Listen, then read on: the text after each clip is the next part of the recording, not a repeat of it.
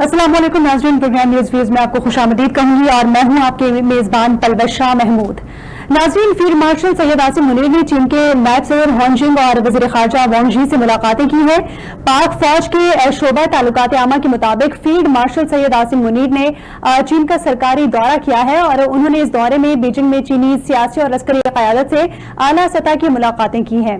ISPR के मुताबिक दौरा चीन में होने वाली मुलाकातों में पाक चीन आहनी स्ट्रेटेजिक शराकतदारी की असर नौ तौसीक की गई और इन मुलाकातों में इलाकाई और आलमी सियासी सूरत हाल पर भी तबादला ख्याल हुआ। और दूसरी जानिब पाकिस्तान तहरीक इंसाफ 5 अगस्त के लिए तैयारी करते हुए नजर आ रही है।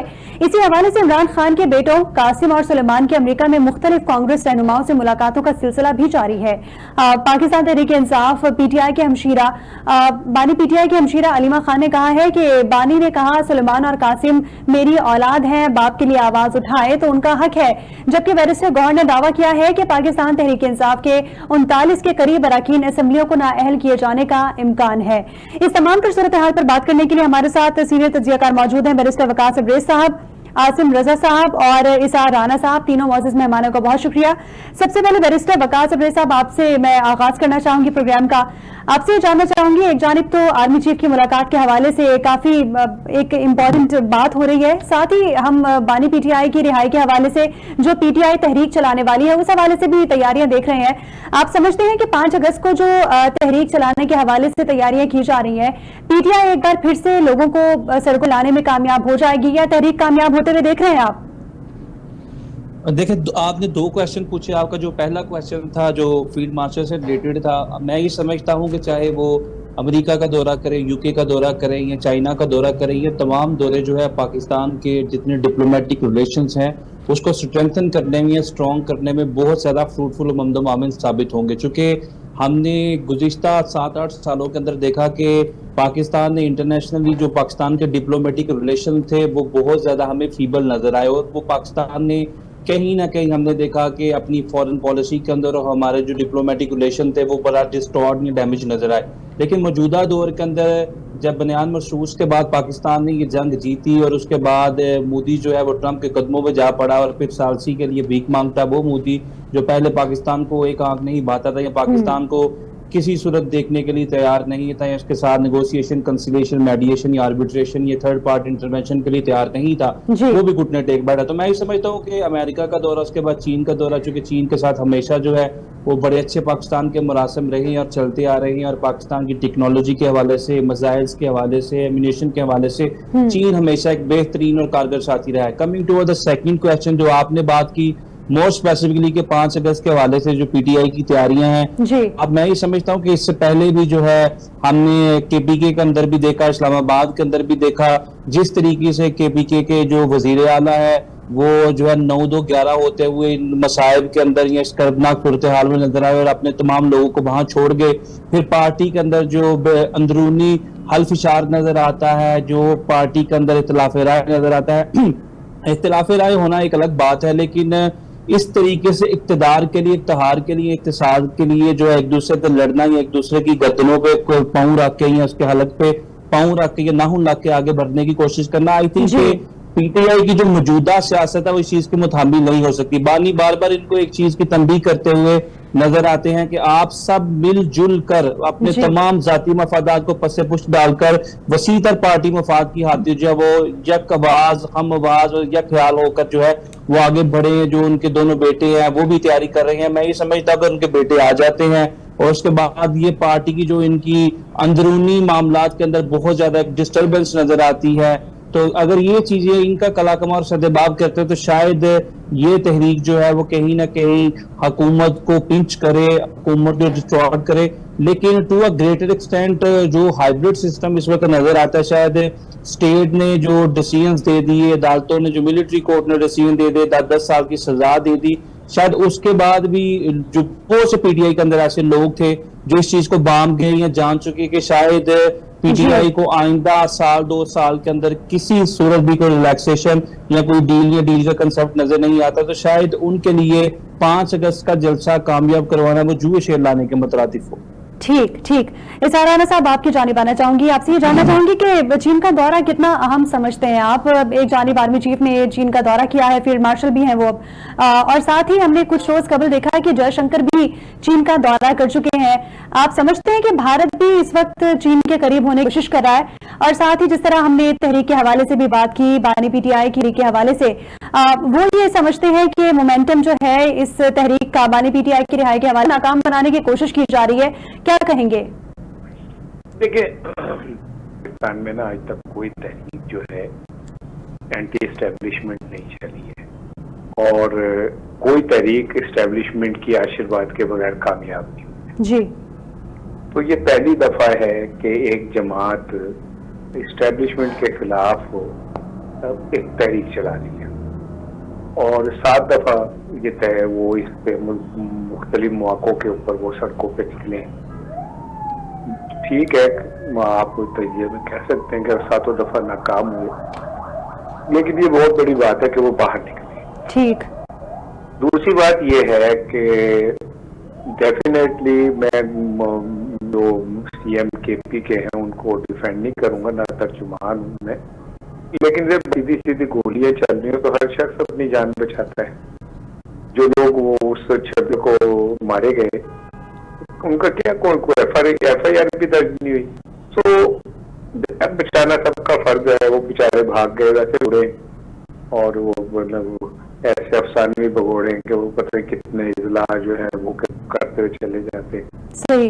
तो पीटीआई के सामने बहुत बड़ा इम्तहान है। इमरान खान के सामने जो सबसे बड़ा इम्तहान है वो, ठीक है, इदारे, हुकूमत, अदालतें सब उनके खिलाफ है, लेकिन जो असल उनके खिलाफ है ना वो उनकी अपनी पार्टी है जो बाहर फिर रही है। सही। और वो किसी हाल में ये नहीं चाहते कि इमरान खान बाहर आए, क्योंकि अगर वो बाहर आ जाते हैं तो इनका तो दाल दलिया, इनका मौज मेला सब खत्म हो जाएगा और इनकी सर्वाइवल, इनकी बादशाहत ही तब तक है जब तक खान अंदर है। तो ये क्यों संजीदगी के साथ इमरान खान को बाहर लाने की एफर्ट करे और किसमें इतने तत्पर है कि वो एस्टेब्लिशमेंट के सामने खड़े होकर कहे कि मैं तुम्हारे खिलाफ मुहिम चलाने लगा हूं? पॉसिबल ही नहीं है। तो इस हालात में अगर 5 तारीख को कुछ छोटी छोटी रैलियां भी निकल आई तो बहुत बड़ी बात होगी, क्योंकि पंजाब में 9 मई के नाम पे जितना पंजाब पुलिस ने जुल्म कर दिया है, हर बंदा ये खौफजदा है कि मैं बाहर निकलूं, मेरा बच्चा पकड़ा जाए तो मुझे 9 मई की तरह कहीं घर बेच के उसकी जमानत न करवाए। ठीक। सही सही। मैं आना चाहूंगी आसिम रजा साहब, जिस तरह इसार राना की बात आपने सुनी, वो ये कह रहे थे कि बानी पीटीआई की जो अपनी क़यादत है वो इनके साथ मुखलिस नहीं है, जिसकी वजह से अभी तक के फैसले कोई अच्छे साबित नहीं हुए पीटीआई के। आप भी ये समझते हैं कि पार्टी की मौजूदा जो क़यादत है वो बानी पीटीआई के साथ मुखलिस नहीं है? बिस्मिल्लाहिर्रहमानिर्रहीम। देखिए, इसार राना साहब ने पार्टी का अहवाल बयान कर दिया जो पीटीआई के अंदर कहते हैं ना कि सूरत हाल है। कोई भी तहरीक उस वक्त तक कामयाब नहीं होती जब तक उसकी जो लीडरशिप है वो इंटैक्ट ना हो, और उनकी जो लीडरशिप है वो खुद नहीं चाहती कि इमरान खान साहब बाहर आए। इमरान साहब जब चाहेंगे खुद बाहर आना, वो खुद बाहर आ सकते हैं, वजूहात वो खुद जानते हैं। लेकिन अभी मैं बात कर रहा हूँ कि जी अवाम इमरान खान का जो ताल्लुक है वो बराह रास्त है, बीच में जो लीडरशिप है वो कम्प्रोमाइज है, उनके आपस के तजादात ने इस पार्टी का वो हाल कर दिया। वो मुनीर नियाज़ी साहब का शेर है ना कि लोग भी डाटे सन तो सामने मरंदा शौक। अभी जो सजाओं का सिलसिला है उसके बाद जो रही सही कसर है उसमें निकल जाएगी और वो बहुत सारे जो इनके लीडर इस वक्त या फिर हमें किसी उद्यम पर बैठे नजर आ रहे हैं वो वहां से भी फारिग हो जाएंगे। बात जो है कि जो उन्होंने बयान किया इसार राना साहब ने कि पाकिस्तान की जितनी तहरीकें, पाकिस्तान में जितनी मूवमेंट शुरू हुई है बगैर एस्टेब्लिशमेंट की सपोर्ट के कभी कामयाब ना हुई है और ना शुरू हो सकती है। तो कोई भी ऐसी मूवमेंट जो कि एस्टेब्लिशमेंट या गवर्नमेंट के, क्योंकि हम बजाय गवर्नमेंट को एस्टेब्लिशमेंट का हिस्सा कंसीडर किया जा रहा है, तो उसको कामयाब होता नहीं देख रहे। जहां तक बात आती है पाकिस्तान तहरीक इंसाफ की, तो इनको किसी दुश्मन की जरूरत नहीं है। इनकी अपनी लीडरशिप आपस में इतनी ज्यादा एक दूसरे के खिलाफ है कि वो इवन अपने लीडर के भी खिलाफ है कि उसको बाहर नहीं आने दे रहे, क्योंकि उनका दाल दलिया उसी पे चल रहा है कि जब तक वो अंदर है तो इनकी जो है वो जो दाल रोटी है वो चल रही है। तो इसको देखते हुए तो हमें ये तहरीक इसी तरह नजर आएगी, क्योंकि अली लंडापुर के बयानात इस बात का गमाजी कर दी है ये जो तहरीक का एक ड्रामा शुरू किया गया था, तो वो फौरन वफाक और एस्टेब्लिशमेंट के ऊपर इशारों में उन्होंने बातें शुरू कर दी, जबकि ये चीज बड़ी एक अहम चीज है कि जिसके बारे में कहा जाता है कि वो खुद उनके साथ मिले हुए हैं और बहुत सारे सीट एडजस्टमेंट जो सेनेट की हुई है उसकी एक बहुत बड़ी मिसाल है। तो ये तहरीक का तो सिलसिला हमें कोई इस तरह कामयाब या कोई बहुत बड़ी मूवमेंट होती नजर नहीं आ रही, अनलेस एंड अनटिल कि अगर इमरान साहब की बराह रास्त कॉल है या वो अपने लोगों वोटर्स को कहते हैं, तो लेकिन लोगों के लिए निकलना भी मुश्किल है, क्योंकि जो हालात हमने बाकी पहले माजी में देखे, जिस तरह 9-11 लीडरशिप हो जाती थी और 26 नवंबर को भी छोड़ के भाग गए थे, तो कौन अपने बच्चों को मरवाने के लिए इनके साथ भेजेगा या कौन खुद मरने के लिए बाहर आए। तो ये तो होगी बात इनकी तहरीक के हवाले से। जहां तक इमरान खान साहब के साहबजादों की बात है, तो वो इस वक्त एक बड़े ग्रेटर लॉबी के लिए अमेरिका गए, जिसमें वो रिचर्ड गरनेल से भी मिले, एक दो अहम और शख्सियात से उन्होंने मुलाकातें की है और उनका मतमा नजर यही है कि इमरान खान साहब की रिहाई के लिए कोई ना कोई बात की जाए। और इस तहरीक के हवाले से वो बिल्कुल नहीं सामने आएंगे, क्योंकि जिस तरह जमामा की ट्वीट्स वगैरह आ चुकी हैं, क्योंकि एज ए पाकिस्तानी अगर हम बात करें तो वो पाकिस्तानी नहीं है। अगर वो वीजा लेकर या मैकअप लेकर आते हैं तो उनके ऊपर तमाम पाकिस्तान के कवानीन जो है लागू होंगे, और जहां उन्होंने उनको वायलेट करने की कोशिश की तो कानून हरकत में आएगा और उनके खिलाफ कार्रवाई की जाएगी, जो कि जमामा गोल्डस्मिथ को मालूम है और वो कभी भी ये चीज होने नहीं देती।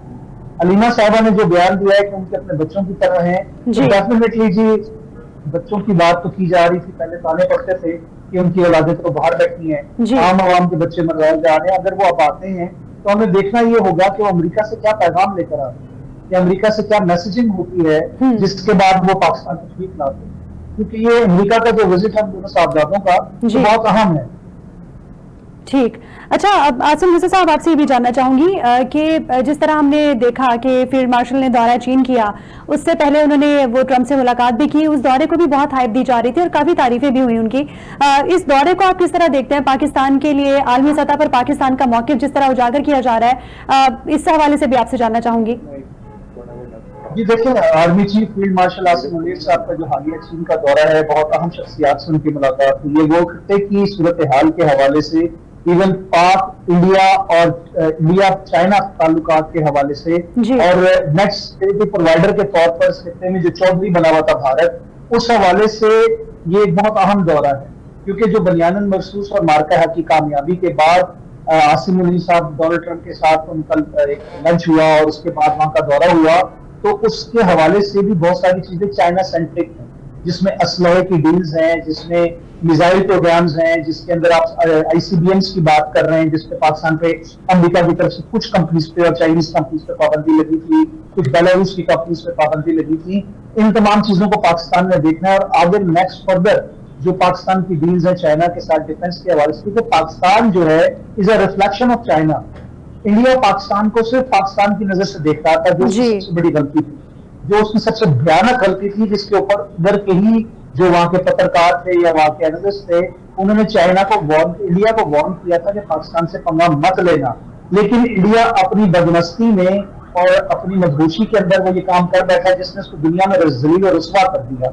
उसके बाद अब जो सूरत हाल है उसमें पाक चीन और पाक इंडो और चाइना इंडो ताल्लुकात जो है उसके ऊपर भी बात हो रही है, और खित्ते के अंदर नेट सिक्योरिटी प्रोवाइडर के हवाले से पाकिस्तान ने एक इमर्जिंग पावर के तौर पर पूरी दुनिया में अपना नाम कमाया है।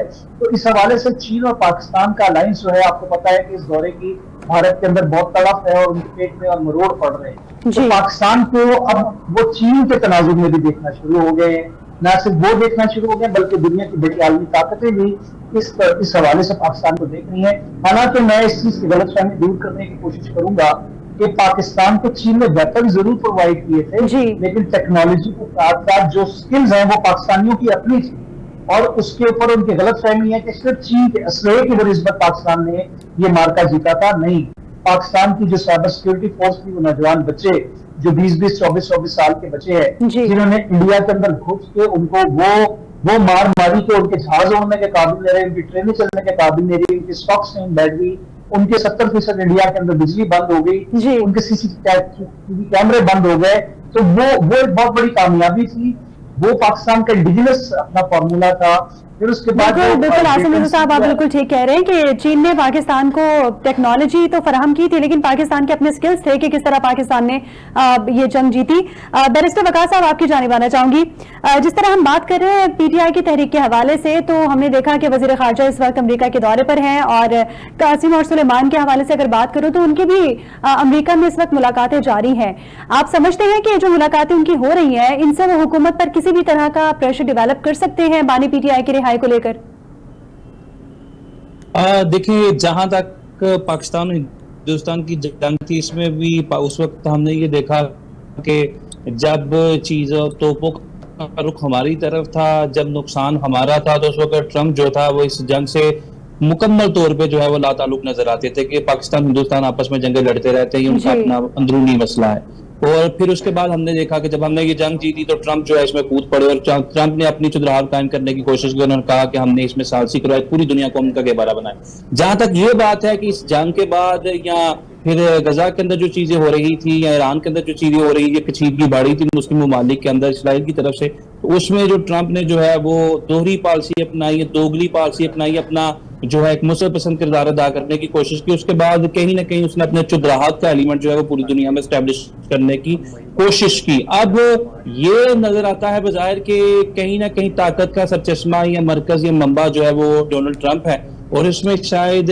जो है सुलेमान और कासिम की जो उनसे अगर मुलाकात हो जाती है या उनके स्पोक्स पर्सन के थ्रू या उनके रिप्रेजेंटेटिव के थ्रू, तो शायद एक चीज की श्योरेंस की गारंटी लेने की कोशिश करेंगे कि अगर कल कलाम पाकिस्तान में जाते हैं, किसी एहतजाज का हिस्सा बनते हैं, प्रोटेस्ट का हिस्सा बनते हैं, और हमें अरेस्ट कर दिया जाता है या बिहाइंड दी बार रखा जाता है, तो what would be the fate of our future in Pakistan? तो पाकिस्तान में क्या अमेरिका की हुकूमत अपनी कोई इंटरवेंशन करके, इंटरपोज, इंटरफेयर करके क्या हमें वहां से छुड़वा सकेगी, या हमें उस तहरीक का हिस्सा ही नहीं बनना चाहिए? तो क्या दृश्य नजर आ सकता है? तो मुझे बज़ाहिर ये लगता है कि अगर सुलेमान और कासिम यहाँ पे आ जाते हैं और यहाँ पीछे से कोई एश्योरेंस होती है, तो कल कला शायद इनको एक सेफ पैसेज मिल जाए। लेकिन जो चीजें जो राना सनाउल्लाह की तरफ से स्टेटमेंट्स हैं, या इनके जो दूसरे अग्रेसिव मिनिस्टर्स की तरफ से स्टेटमेंट्स हैं, बज़ाहिर तो ये, और फिर उसके बाद जो जमाइमा साहिबा की एप्रीहेंशन थी या जॉपर्डी थी कि वो पाकिस्तान के अंदर मुझे पहले ही पता है कि वहाँ की स्टेट या वहाँ की जो हुकूमत है वो किस तरीके से जो है वो इन लोगों के खिलाफ ऑपरेट करेगी, मेरे बच्चों के खिलाफ ऑपरेट करेगी। तो I think they are going to enter and take plunge into a lurch, और ये जो लर्च है, जो मसाइब हैं, जो इस वक्त मुश्किलात हैं, तहरीक इंसाफ की कमी या कोताही या कोई इसमें कमी बेशी नजर आएगी। चूंकि कुछ होना होता, 9 मई को जो फसादात किए गए, जो यहाँ पे हंगामा किया गया, जो हर्जा सराई की शायद उसके बाद कोई नतीजा निकला था, लेकिन हमारी जो फौज है, हमारी जो स्टेट है, हमारी जो गवर्नमेंट है, they perform greater in those crisis, और उन्होंने बड़े अच्छे तरीके से उसमें परफॉर्म किया। रियासत की जो आन बान शान थी उसको क्रिएट और एस्टैब्लिश करने की कोशिश की। तो मैं ये समझता हूँ कि जब तक एस्टैब्लिशमेंट ना चाहे, जब तक स्टेट की ऑथोरिटी या अथॉरिटी ये ना चाहे कि इनको कुछ सेफ पैसेज रिलैक्सेशन दी जाएगी, मुझे नहीं लगता कि इनके लिए कोई भी फ्रूट्स यहाँ पे नजर आ रहे। ठीक है, इसार अहमद साहब, आपकी जानिब आना चाहूंगी। गुज़िश्ता रात बैरिस्टर गौहर के स्टेटमेंट के हवाले से आप यकीनन अवेयर होंगे। उन्होंने ये कहा कि हमारे 39 के करीब अरकान असेंबली को इस वक्त जो है वो नाअहल करने की कोशिश की जा रही है, जिनमें 26 MPAs हैं, 3 सेनेटर्स हैं, MNAs भी शामिल हैं। आप समझते हैं कि क्या सिर्फ अगर इस तरह किया जाता है तो ये पीटीआई को दबाने की कोशिश की जाएगी, या जमहूरियत पर भी सवालिया निशान हो सकता है? नहीं, सवालिया निशान तो आप छोड़ ही दें, अब तो सवाल के नीचे क्या नाम है, जमहूरियत छुप गई है। सही। और वैसे भी कौन सी जमहूरियत और कहाँ की, बस ठीक है। तो आपका वजीर दिफा कह रहा है कि जी भाई ये एक सेटलमेंट है, तो मैं इस पे अब क्या कहूँ। दूसरी बात ये है कि अब मैं तो जाती तौर पे ये समझता हूँ कि जैसे अभी बैरिस्टर साहब 9 मई का कह रहे थे कि 9 मई के तमाम लोगों को सजा मिलनी चाहिए, ठीक है, लेकिन किसी को प्रेस कॉन्फ्रेंस की वजह से या इस्तेकाम पार्टी की वजह से माफी नहीं मिलनी चाहिए। हाँ, अगर वो उस पर केस बने, अदालत में पेश हो, वहां माफी मांग ले, तो फिर अदालत छोड़ दे, ताकि अदालतों का भी भरम रहे कि भाई अदालतें भी कोई काम शाम टाइप कर रही हैं कोई। वो बेचारे दुनिया में सबसे ज्यादा तनख्वाहें लेते हैं जज पाकिस्तानी, ठीक है ना, बेचारों के टोर टप्पे, अब तो एडहाक जज 2 ले रहे हैं, पेंशन अलहदा ले रहे हैं नए, और जो ढाक जज के तौर पे ले रहे हैं वो अलहदा उन्होंने दे, उनकी तो भाई क्या नाम है 4-5 उंगलियां घी में इस टाइम। सही। और इंसाफ जो कुछ कर रहे हैं उस तो दुनिया कह मारती है कि इसको इंसाफ कह रहे हैं। तो मैं जाती तौर पे समझता हूँ कि ये मामलात को सुलझाना बहुत जरूरी हो गया है। सही। और अगर हुकूमत ये समझती है कि किसी को इस तरह कुचल के खत्म हो सकती है, वो पार्टियां तो पीपल्स पार्टी भी खत्म नहीं हुई, नून लीग भी नहीं खत्म हुई, इसी तरह है ना, इस पार्टियों को जो आप जिनको सजाएं दे रहे हैं उनका तो सियासी कद बढ़ेगा, ठीक, अवाम में उनकी पॉपुलैरिटी बढ़ेगी, आप उन्हें कैसे माइनस कर देंगे। और फिर अगर आपने हैंग पार्लियामेंट लानी है जिसमें सिर्फ आपके अपने अरकान बैठे हुए, तो वैसे ही कहते हैं आप कि भाई ये जमहूरियत में सिर्फ एक जमात की जमहूरियत होगी जिसका नाम मुस्लिम लीग नून है, या कहीं पीपल्स पार्टी छोटी मोटी लड़की भी नजर आएगी। तो अगर आपने इस तरह की जमहूरियत करनी है तो कर ले, ठीक, लेकिन ये कि अगर तारीख जो है ना वो आपको हमेशा याद रखती है, या रखिए मेरी बात तो आप रखिएगा। और इमरान खान को अब ये चाहे उस पर मजीद 10 साल उसे रख लें, इमरान खान तारीख के अंदर एक जंगजू हीरो के तौर पे याद रहेगा और लिखा जाएगा और कई सदियां तक पढ़ा जाएगा। अच्छा इसार राना साहब, आपसे भी जानना चाहूंगी, पिछले 2.5-3 सालों में हमने जितने भी पीटीआई के जो कारकुनान हैं उनकी नाअहलियां देखी, गिरफ्तारियां देखी, बानी पीटीआई को भी एक अरसे से जो है वो अंदर रखा हुआ है। आप इस तमाम तर सूरत हाल को किस तरह देख रहे हैं? क्या इस तमाम तर सूरत हाल में पीटीआई की जो पॉलिसीज हैं उनमें कोई ना कोई लैकिंग है, या फिर पीटीआई के जो डिसीजंस हैं उनमें कहीं ना कहीं ये कोई लूप होल है जिसकी वजह से तमाम तर मामला सही नहीं जा रहे, या हुकूमत को ही आप जिम्मेदार समझते हैं? नहीं, देखें आप ये बात को समझिए कि पाकिस्तान में हमारा कल्चर है, आई एम सॉरी टू से विद हैवी हार्ट के मैं ये कह रहा हूँ कि हम ज़मीर फरोशी में माशाल्लाह किसी से पीछे नहीं है। सही। भुट्टो साहब के दौर में भी भुट्टो साहब को जब गिरफ्तार किया तो मार्शल्लाह लगा, तो सारी पीपल्स पार्टी जो थी वो एक बंदा भुट्टो साहब के साथ नहीं खड़ा हुआ था। नवाज शरीफ साहब के साथ ऐसा हुआ तो कोई जद्दा भाग गया, कोई कहीं भाग गया, उनके अपने सगे भाई जो हैं एस्टेब्लिशमेंट के साथ मिलके गेम प्लानिंग करते रहे। नवाज शरीफ आए एयरपोर्ट पे बैठे रहे, उन्हें लेने एक बंदा नहीं जा सका। तो ये तो फिर होता है, आप अगर एस्टेब्लिशमेंट से मुकाबला करेंगे तो एस्टेब्लिशमेंट एक पाकिस्तान की हकीकत है और इसमें कोई शक नहीं है कि वो बहुत ज्यादा ताकत में है और जंग जीतने के बाद मोरल भी हाई है, उनके पास इखलाकी जवाब भी है। तो इस हालात में किसी आदमी ने कहा मैं जंगल जा रहा था, आगे से शेर आ गया, तो आदमी ने कहा तुमने क्या किया? उसने कहा जी फिर मैंने क्या करना था, शेर नहीं करना था जी। अब तो जो भी होना है एस्टेब्लिशमेंट में करना है, पीटीआई के हाथ में कुछ नहीं है। सही सही। आसिम रजा साहब, आपकी जानिब आना चाहूंगी, आपसे जानना चाहूंगी, जिस तरह इसार राना साहब ने कहा कि इमरान खान की जो जिद्दोजहद है, स्ट्रगल्स है, उसको दुनिया याद रखेगी और तमाम तर मामला जो है वो आवाम के सामने भी है। आप इमरान खान की स्ट्रगल्स और जिद्दोजहद को किस तरह देखते हैं? आप समझते हैं कि इमरान खान की जो स्ट्रगल है उनके फैसलों की वजह से ही तमाम तर मामला उन पर सख्तियां आई, या फिर उन्होंने आवाम के लिए बहुत ज्यादा स्ट्रगल की? देखिए जी, आवाम के लिए तो कोई स्ट्रगल हमें उनकी नजर नहीं आती, ना ही कोई ऐसा एक प्रोजेक्ट मुझे दिलवाद है जो कि कभी शुरू किया हो और उससे आवाम को कोई फायदा मिला हो, रिलीफ मिला हो। लेकिन जहां तक उनका नजरिए की बात है और जहां पे जिस तरह वो खुद आए, मैं बात ये करूंगा, ठीक है उनकी जद्दोजहद की बात करेंगे तो किताबों में याद रखा जाएगा। किताबों में ये भी याद रखा जाएगा कि जब उनको लाया गया था तो किस तरह लाया गया था और किसके कंधों पर बैठ के वो आए, उस वक्त जो आइडिया सिस्टम है वो किसने बिठाया था और कितनी सीटें थी और कितने वोट देके और किस तरह लोगों को जहाजों में भर भर के जहांगीर तरीन के उनके साथ शामिल करवाया गया था और उनकी हुकूमत को बनवाया गया था। तो तारीख के अंदर और आप जो पलटे जाएंगे तो उसमें बड़ी तल्ख हकीकतें भी आएंगी। मैं सिर्फ उनकी जद्दोजहद की बात नहीं करता, उन्होंने हमेशा से भुट्टो को फॉलो करते थे, उन्होंने बड़ा क्लोज स्टडी किया भुट्टो को। इस्लाम के नाम के ऊपर उन्होंने बहुत सारी चीजें इस्लामी टच देने की कोशिश की, अमेरिका स्टेटमेंट बना के अमेरिका के खिलाफ एक बयानिया देने की कोशिश की। वो भुट्टो साहब का शौरा पाक और एक मारकतुलारा स्टेटमेंट थी जो यूनाइटेड नेशन के अंदर उन्होंने पाकिस्तान और कश्मीर के हवाले से उन्होंने वो एजेंडे को फाड़ा था, उस तरह के बयान देने की कोशिश की। नो डाउट उन्होंने यूएन में जाकर बड़ी जोशीली तकरीरें भी की, लेकिन मैं नहीं समझता कि उन्होंने कोई प्रोडक्टिव काम ऐसा किया था कि जिसकी वजह से इस मुल्क के अंदर के बहुत बड़ी तब्दीली आती। हाँ, आवाम को उन्होंने जरूर एक शऊर दे दिया जो सोशल मीडिया का है और आवाज उठाने की बात है तो एस्टेब्लिशमेंट के खिलाफ बोलने के ऊपर, जो कि दुश्मन चाहता था, जी। जो कि पाकिस्तान के खिलाफ हमेशा से उनकी कोशिश थी कि फौज और अवाम के दरमियान दरारें डाली जाए, उन्होंने वो काम बड़ा अच्छे तरीके से किया। और उसमें भी मैं कहूंगा कि एस्टेब्लिशमेंट की अपनी गलती, जो टूल उन्होंने इमरान खान की पॉपुलैरिटी बनाने के लिए इमरान खान को पकड़ाए थे, जी। वही हथियार जो है इमरान खान ने एस्टेब्लिशमेंट के खिलाफ इस्तेमाल किया, उन्हीं लोगों को इस्तेमाल किया जो एस्टेब्लिशमेंट ने उस वक्त ही उनको बना के दिया था। सही। तो अल्लाह रहम फरमाने वाला है जी। मैं तो ये कहूंगा कि जी खान साहब अगर जब बुरी तरीके से, आईनी तरीके से और मुल्क के मुफाद की खातिर सो रहे हैं तो अपनी अभी भी जेल में रहकर वो कुछ चीजों को, अपनी गलतियों को देखें, अपने लोग जो उनके इर्द गिर्द जमा उनको देखें और उसके बाद इस मुल्क के लिए फैसला करें कि हमें इस मुल्क को लेकर किस तरह चलना है। डेफिनेटली। अच्छा आसिम रजा साहब, जिस तरह आपने बयानिया की बात की, तो ये बयानिया जब खान साहब ने एब्सोल्युटली नॉट का बयानिया अपनाया था, ये बयानिया अब जब कासिम और सुलेमान उनकी रिहाई के हवाले से अमेरिका में मुलाकातें कर रहे हैं, जद्दोजहद कर रहे हैं, क्या ये बयानिया उन पर भी लागू होगा? देखिए यही तो सबसे बड़ी तजादात की बात है। मैंने कहा कि जी इमरान खान साहब ने जो काम किए, कोई एक काम मुझे ऐसा बता दें जो कि पाकिस्तान की आवाम की मफाद या मुल्क की वसीतर मफाद की खातिर हुआ हो।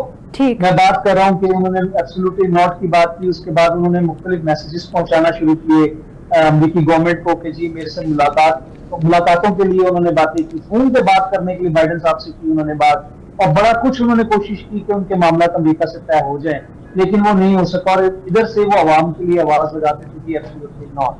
ठीक है, इसी तरह वो एस्टेब्लिशमेंट की बात कर रहे हैं। अंदरूनी खाना बात ये होती है कि अभी वो खुद खुल के कहते हैं कि मैं मुज़ाकरात करूंगा तो एस्टेब्लिशमेंट के साथ करूंगा, उनके लीडर भी यही बात करते हैं। तो वो किसी एक मामले के ऊपर, उनकी औलादें इस वक्त अमेरिका में बैठी हैं और इमरान खान के मुस्तकबिल के लिए वहां पर फैसला करने के लिए बात कर रही हैं। तो अगर एब्सोल्युटली नॉट था तो वो अमेरिका में क्या कर रहे हैं? अगर रिचर्ड गर्नेल की बात करते हैं तो गर्नेल साहब की बहुत सारी ट्वीटें डिलीट हो चुकी हैं और बहुत सारे बयान जो वो दे रहे थे वो अचानक गायब हो गए। ट्रंप का इलेक्शन तो ऐसे लड़ा गया था कि जैसे पाकिस्तान में तो पीटीआई का यूनियन काउंसिलर जो है वो खड़ा हुआ है और उसकी सपोर्ट में पूरे पाकिस्तान में पीटीआई धूम मचा रही थी। ठीक। जिस दिन तो ट्रंप साहब आएंगे उसके बाद इमरान खान साहब जेल से बाहर हो गए, लेकिन क्या हुआ?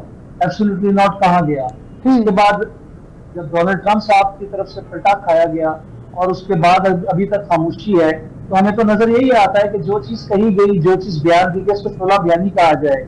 यही हम माजी में जो जमातें नून लीग है, पीपल्स पार्टी है, उनके बयानात को जोश खिताबत कह दिया जाता था। ये सारा कुछ जो नैरेटिव बिल्ड किया जाता है ये सारा जोश खिताबत होता है, सदाकत कुछ नहीं होती। इस मुल्क में एक बेचारी आवाम है, मासूम आवाम है जो घरों से दरबदर होती है, सड़कों पे बाहर निकलती है। एस्टेब्लिशमेंट या फिर फौज या फिर आपकी जो ताकत होती है उस वक्त की हुकूमत होती है उससे मुकाबला करती है, मारे खाती है, जेलों में जाती है, अपनी जिंदगियां बर्बाद करती है या गोलियां खाती है।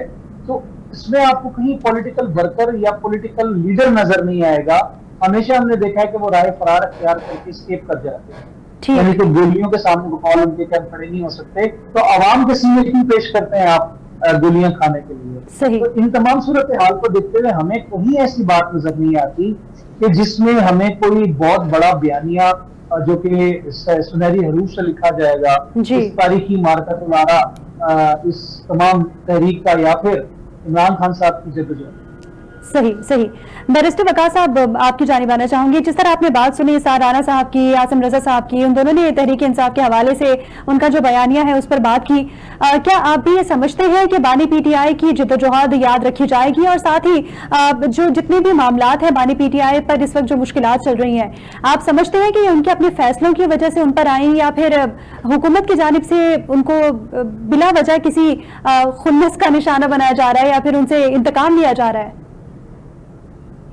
मेरा ख्याल है कि जो इनके फैसले थे वो इतने ज्यादा नाकस थे, कमजोर थे, लागर थे कि वो जिस तरह पहलवान अपने वजन से गिर जाता है उनका भी यही हुआ कि ये अपने फैसलों के वजन पे या फैसलों का मलबा इनके सर पे खुद आ गिरा। क्योंकि जब ये केपीके की असेंबली में बैठे तो इनको प्रोविंशियल असेंबली डिसॉल्व करने की कोई जरूरत नहीं थी। जब वोट ऑफ नो कॉन्फिडेंस से इनकी हुकूमत को घर भेजा गया तो उससे पहले वजीराबाद में ये इलेक्शन हार चुके थे, डस्के का इलेक्शन हार चुके थे, केपीके के अंदर जो बाई इलेक्शन हार चुके थे। इन इलेक्शंस को हारने के बाद जब वोट ऑफ नो कॉन्फिडेंस इनको घर भेजा गया तो इनका जो एक नैरेटिव था अमेरिका के अगेंस्ट जो है एब्सोल्युटली नॉट का, उसके बाद इनके नजरिए को और इनकी जो आइडियोलॉजी थी, इनका जो नारा था, इनका जो वादा था, जो दावा था, उसको फिर से तकवीत मिली और अवाम जो गुज़िश्ता 3-3.5 साल की जो इनकी हुकूमत थी, और बिलखसूस पंजाब के अंदर जिसका उस्मान बुज़दार ने वो हाल किया जो सस्तेनी माँ भी नहीं करती, और फराह गोगी ने और दीगर जो यहाँ पे, चूंकि हमारे नजदीक पूरी गुजरात डिवीजन, मैं यहाँ से बिलोंग करता हूँ, यहाँ पे ब्यूरोक्रेसी के अंदर वो करप्शन के हम बार लगाए गए, और हमें अक्सर इस चीज पे नदामत भी होती थी कि जो बार बार पार्टी इस चीज का जो है वो नारा या स्लोगन बुलंद करती थी कि हम जो है साफ, शफाफ, ट्रांसपेरेंट, फ्री और फेयर सिस्टम को स्टैब्लिश करेंगे, वो मुकम्मल तौर पे जो इसमें नाकाम हो गई। लेकिन उसके बाद जो है अवाम ने जब इनको फिर हाइप दी, जब वो अपना साइफर वाला हाथ लहराते थे और अवाम में फिर जाके एब्सोल्युटली नॉट की बातें करते थे, मेरा ख्याल है कि उनका वो जो फैसला था केपीके की असेंबली डिसॉल्व करने का, अगर वो 6-8 महीने निकाल जाते हैं, 1 साल निकाल जाते और केपीके में बैठ जाते और फिर जलसे जुलूस करते पूरे पाकिस्तान के अंदर, और वो 9 मई जैसी नौबत ना आती, तो शायद खान साहब इस वक्त इक्तदार में बैठे होते और हालात यकसर मुख्तलिफ होते। लेकिन चूंकि बहुत सारे ऐसे फैसले हैं जिनसे हमें ये सीखना चाहिए, जो आसिम रजा साहब की बात को मैं आगे बढ़ाऊंगा कि इनके पीछे जो इनकी सेकंड टियर की आदत है या इनकी फर्स्ट ईयर की आदत है, उसके अंदर हम देखते हैं कि बहुत ज्यादा तफावत हैं, तजादात हैं, बहुत ज्यादा इनके आपस के डिफरेंसेस हैं जो कि पार्टी को बहुत ज्यादा कमजोर कर रहे हैं। और जो इनके लीडर जो कि बार बार ये बात करते हैं कि हाँ के लिए हमारी जान, हमारा तन मन धन, हमारी औलादें, हर चीज कुर्बान है, तो जब गोलियां चलती हैं तो सबसे पहले लीडर कुर्बानी दे। लीडर क्यों दुम के भाग जाए? जब आप खुद ये करेंगे फ्रंट फुट सोल्जर होने की बजाय आप दुम के भाग जाएंगे या 9-2-11 हो जाएंगे, तो फिर उसके बाद अवाम की औलादों को या लोगों के बच्चों को आप मरवाएंगे, तो इससे क्या तासुर आप इस्टेब्लिश करेंगे? तो अल्टीमेटली जो बात आप करते हैं वो प्रैक्टिकली या प्रैग्मेटिकली उसको इन्फोर्स नहीं करते। और ना सिर्फ ये तहरीक इंसाफ का मसला है, बल्कि नून लीग का, पीपल्स पार्टी को, बल्कि हमारी पूरी सियासी क्वार्टर्स का ये मसला है। तो बाद में चीजें कुछ और होती हैं, और इलेक्शन से पहले जो सब्ज बाग दिखाए जाते हैं या हयाली पुलाव पकाए जाते हैं, ये रेशमी कबाब बनाए जाते हैं, इनका आप गिनना हकीकत से दूर दूर तक कोई ताल्लुक नहीं होता। सही। आसिम रजा साहब, आपकी जानिब आना चाहूंगी। आपने बात सुनी बैरिस्टर वकास साहब की, उस बात से मेरा एक सवाल है कि जिस तरह असेंबली तोड़ने के हवाले से जिक्र किया गया, माजी में हमने देखा कि पीटीआई ने असेंबलियां तोड़ी, केपीके की असेंबली तोड़ी, पंजाब की असेंबली। आप समझते हैं कि क्या कौमी असेंबली से भी पीटीआई निकलने की या फिर केपीके असेंबली दोबारा तोड़ने की गलती कर सकती है पीटीआई मुस्तकबिल करीब में? और अगर करती है तो इसका अंजाम पीटीआई के लिए आप क्या देख रहे हैं?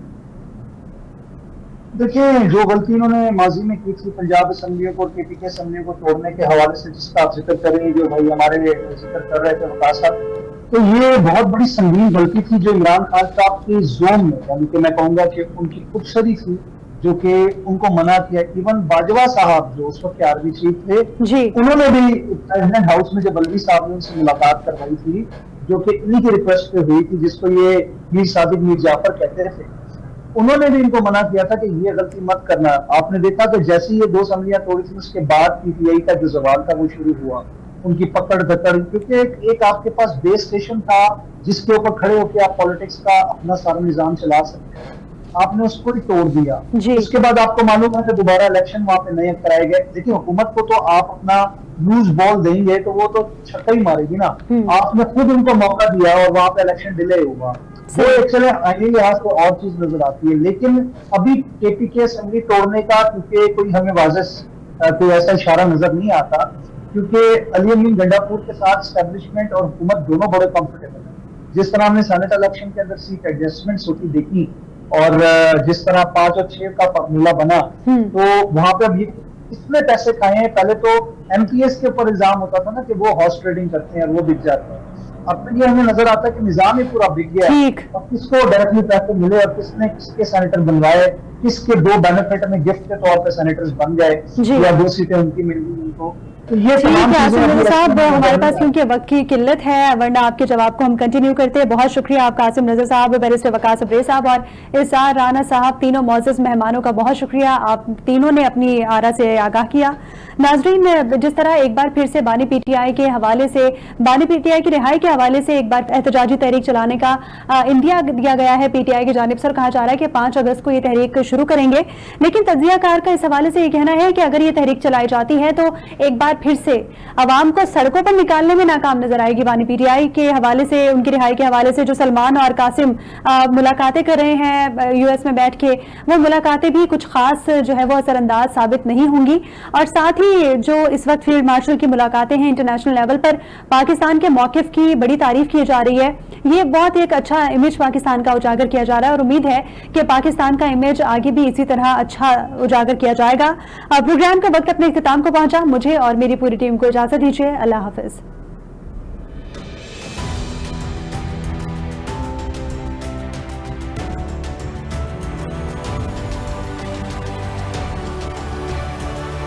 ये